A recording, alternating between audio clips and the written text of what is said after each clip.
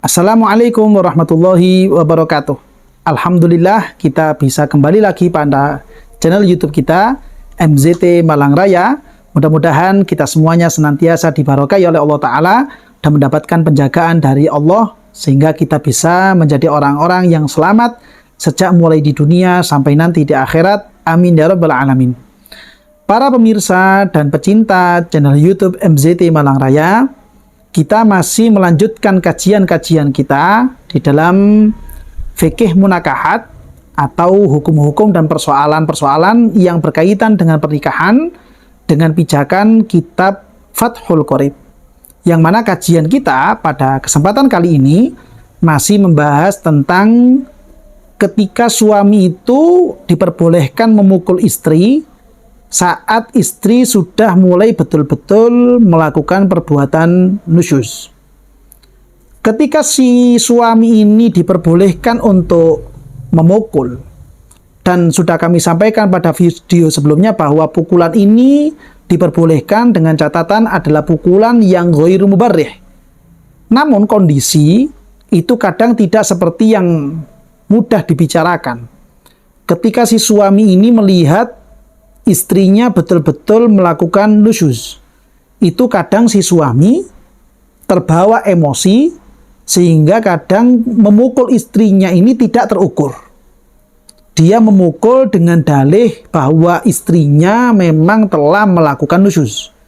Namun karena faktor emosi, dia terbawa oleh emosinya sehingga pukulan ini tidak terukur. Sehingga pukulan itu yang seharusnya atau mungkin tujuannya dia ini ghair mubarrih, tapi menjadi pukulan-pukulan yang mubarrih. Pukulan-pukulan yang menyakitkan kepada pihak si istri. Pukulan-pukulan yang bisa memberikan dampak kecacatan kepada anggota tubuh si istri, atau pukulan-pukulan yang bisa berdampak menghilangkan kemanfaatan dari anggota tubuh si istri, atau bahkan pukulan itu menyebabkan terjadinya kematian. Sebenarnya hal itu juga tidak diinginkan oleh pihak suami, tapi karena si suami ini mudah terbawa emosi sehingga terjadi hal yang seperti demikian. Bagaimana kalau kiranya terjadi hal yang seperti demikian? Di dalam kitab Fathul Qorib, beliau Asy-Syaikh Muhammad bin Qasim Al-Ghazzi memberikan keterangan, wa in afdho dorbuha ilat talafi wajabal ghurmu, yang artinya wa in afdho, jika sekiranya afdho dorbuha, pukulannya suami kepada istri ini berlanjut atau memberikan dampak berlebihan, ilat talafi, hingga memunculkan kerusakan, hingga memunculkan kecacatan, hingga memunculkan kematian, maka wajabal ghurmu, maka wajib si suami ini untuk bertanggung jawab terhadap kecacatan atau kerusakan manfaat atau bahkan kematian yang terjadi kepada si istri. Artinya si suami wajib untuk dihukum karena perbuatan ini atau perbuatan pemukulan dari suami yang menyebabkan hal-hal yang tidak diinginkan seperti tadi yang telah kita bicarakan. Ini hukumnya wajib. Yang mana dalam hal ini beliau Asy-Syaikh Ibrahim bin Muhammad Al-Bijuri memberikan keterangan lanjutan, ai wajaba alaihi ghurmu muqabili ma talifa minha minad diyati illam yatbil qawat awil arsya fima lahu arsyun muqaddarun awil hukumata fima laysa lahu arsyun muqaddarun. Si suami wajib untuk memberikan tanggung jawab. Jika sekiranya itu memang wajib untuk membayar diat, maka suami wajib untuk memberikan diat. Tapi kalau seandainya tidak, maka bisa, atau anggota tubuh ini adalah anggota tubuh yang bisa diukur arsunya atau bisa diukur uang memberikan tanggung jawabnya, uang gantinya, maka wajib untuk memberikan uang ganti sesuai dengan tuntutan-tuntutan yang ada di pengadilan.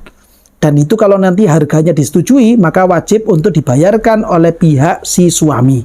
Karena pukulan yang dilakukan oleh si suami sudah kelewat batas, sudah melampaui batas sehingga bisa memunculkan kecacatan atau rusaknya manfaat dari anggota tubuh, atau bahkan bisa memunculkan kematian kepada si istri. Ini tetap tidak boleh. Ya, sehingga wajib untuk mengganti rugi dari pihak si suami. Nah, ini penting untuk dipahami supaya ketika suami itu betul-betul melihat nusyuz dari istrinya, lalu kemudian dia berpikiran boleh untuk memukul. Namun perlu diingat bahwa pukulan ini tidak boleh pukulan-pukulan yang menimbulkan kecacatan, pukulan-pukulan yang menimbulkan hilangnya manfaat dari anggota tubuh, atau bahkan pukulan-pukulan yang bisa menyebabkan kematian. Pukulan itu hanya pukulan yang ghairu mubarrih. Kalau sampai terjadi hal-hal yang tidak diinginkan, maka suami wajib untuk mengganti rugi. Ya, tidak boleh tidak. Karena itu merupakan kezaliman yang telah dilakukan oleh pihak suami. Bahkan sudah kami terangkan pada video yang sebelumnya juga, bahwa yang jauh lebih baik kalau memang sekiranya pukulan dari suami ini tidak memberikan efek jera kepada si istri, maka yang lebih baik adalah si suami memaafkannya saja. Tidak perlu dipukul. Tinggal nanti memilih apakah bercerai atau melanjutkan rumah tangga. Tergantung kepada keputusan akhir dari si suami. Dengan segala pertimbangan, dengan segala perhitungan, mana kira-kira yang lebih maslahat untuk dirinya, maka itu boleh dilaksanakan. Sebagaimana juga yang telah disampaikan pada video-video sebelumnya, bahwa yang namanya perceraian itu tidak selalu berhukum makruh. Ada kalanya perceraian itu justru malah dianjurkan ketika kondisi si istri ini sulit untuk dididik, sulit untuk diarahkan kepada agama, dan terus-menerus melakukan perbuatan nusyuz, dan si suami sudah tidak punya kuasa lagi untuk memberikan pendidikan, maka kondisi seperti ini menyebabkan boleh bahkan dianjurkannya terjadinya perceraian. Dipersilahkan. Yang makruh dalam hal perceraian adalah ketika tidak ada sebab apa-apa, lalu kemudian si suami ini menceraikan istrinya. Maka ini adalah merupakan perceraian-perceraian yang dimakruhkan oleh syariat kita. Tapi kalau ada sebabnya seperti yang kita bahas pada kajian kali ini merupakan perceraian yang tidak dimakruhkan oleh syariat kita. Diperbolehkan saja, bahkan bisa-bisa dianjurkan ketika si istri sudah terus-terusan berbuat nusyuz. Nah, ini penting untuk kita pahami supaya kita tidak sampai salah dalam mengambil langkah, supaya rumah tangga kita senantiasa menjadi kondisi rumah tangga yang terus bisa mengantarkan orangnya semakin dekat kepada Allah dan juga semakin dekat kepada junjungan kita Nabi besar Muhammad SAW. Jangan sampai rumah tangga kita justru menjadi peluang untuk timbulnya kemaksiatan-kemaksiatan, timbulnya kezaliman-kezaliman, walaupun itu di dalam rumah tangga sendiri. Nah, mudah-mudahan dari keterangan ini bisa memberikan kegamblangan kepada kita semua, bisa memberikan terbukanya pikiran dan hati kita, sehingga kita menjadi orang-orang yang lebih waspada di dalam mengambil sikap. Dan kiranya mungkin dari keterangan kami ini ada hal-hal yang kurang jelas, atau mungkin ada pertanyaan-pertanyaan susulan, maka bisa Anda sampaikan melalui kolom komentar atau melalui nomor admin yang telah tertera pada layar YouTube Anda.